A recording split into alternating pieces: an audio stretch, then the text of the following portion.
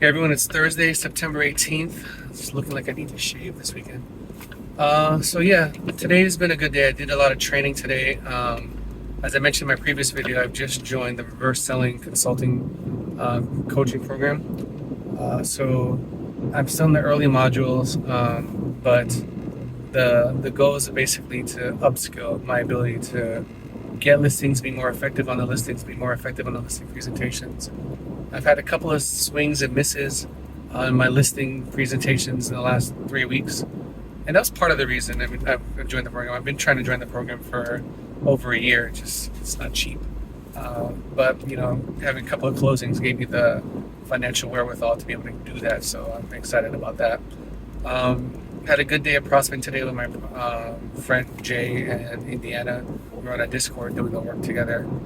I had a couple of contacts, but nothing really strong, just some long-term things I'm going to follow up on. Following up with some other for sale by owners later. And yeah, today was just a productive day. I've confirmed an offer for a listing that's coming tomorrow. I'll hopefully be able to represent both sides. The buyer wants to hire me for this offer. This offer is lower than I think my seller would accept. They may counter. The issue for the buyer is that it's in a flood zone, and this is the same listing that the seller's been kind of frustrated with this the process over the next 7 months. So if I don't get this offer accepted or countered, this will probably be the last conversation I'll have with the seller. The seller's looking to go elsewhere, see if another agent can do right by her and help her sell her home. And if it's not me, I hope it's someone fundamentally remarkable and much better than I, because I've done everything I can with the cards I was dealt, with the cards that she was dealt. Unfortunately, the situation is just a bunch of bad things that happened at the same time to this property, and it made it so that it's a lot less desirable. And this offer that's coming in that I'm waiting for the signatures is actually less than what she paid for the property several years ago, but it's also higher than the two most recent offers. It's just this property is sandwiched in a really weird place where there are $1 million properties around the corner. If you were jogging, you'd be there in 5 minutes. And then there's properties that are worth 200 or on the market for the 200s, and around the same size as her lot, around the same size as her property. So she has just a bad deal. Like, it's just crazy. And there's issues like there's solar panels on the house that that have to go and be paid off at closing.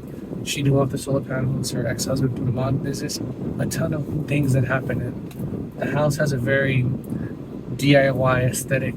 So a lot of things that were done to the home to make it work are very, very functional. They absolutely work, but they're not pretty. It's kind of like an army medic putting sutures on you. It's not going to look like a Beverly Hills plastic surgeon. So that's been my issue. The constant feedback from every open house and every visitor that I brought to the property was, it's nice, I see the potential, it's just too expensive, or it's overpriced, or etc. And they're saying that in the context of the condition of the home. The home is absolutely not overpriced. I think it's priced quite properly and aggressively for the market.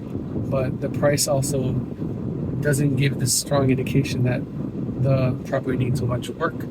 I'm marketing it as move-in ready because there's a family living there before, and anyone can move in. But realistically, people want to put in some finishing touches, and that's going to run up the bill.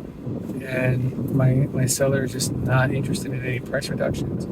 And I can go the whole boohoo, boomy, route and nitpick about how at each stage from month to month there were issues in terms of just marketing or whatever. But I had 7 months, and I had an extension because my listings, I usually take the short ones, 3 to 6 months. And then I asked that because I want to earn an extension. I just want to get one up front.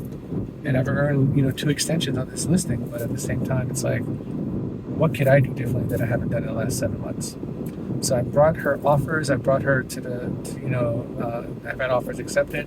Those offers have fallen apart. A lot of deals are falling apart. I think in our county, I was looking at the MLS stats, 18% of deals fall apart. Buyers are walking away at the inspection stage, and that's just been happening over and over. So I don't know if that's going to change for her with another agent. I think she just needs the sense that like maybe someone else can get in there, maybe someone who has more, longer in the tooth, who's been in the industry a little bit longer, maybe someone that knows the market better, the local market. I don't know, maybe someone that is hungrier than I am for a check. I wish her well if she doesn't accept this offer. I hope she does, because this is the best offer I've gotten her recently. It's less than what we fill out a contract for, but it's more than the last two offers that we received. And realistically, it's probably the best that she can get. And but the buyers do want to work with me, and they said if the seller is not interested in this offer, they want me to find some other properties going forward. So they have a healthy budget. They like this property. They want to do some things to it in terms of renovations and renting it out, and they have a long-term plan for it. The wife is really interested in the property. The husband's a little bit more reserved, but I was able to just through honesty tell him like all of his concerns are valid. The couple's from New Jersey, so they're asking hurricane and storm-related questions, flood-related questions, and I have no bones about being honest about the risks associated. And I think they like the fact that I wasn't trying to placate to those risks. I wasn't trying to downplay them. I said every concern you have is valid because of A, B, and C, and even to the point when they're talking about contractors. But I think I won them over with honesty and my competence. At the same time, I'm losing the seller for the same reason.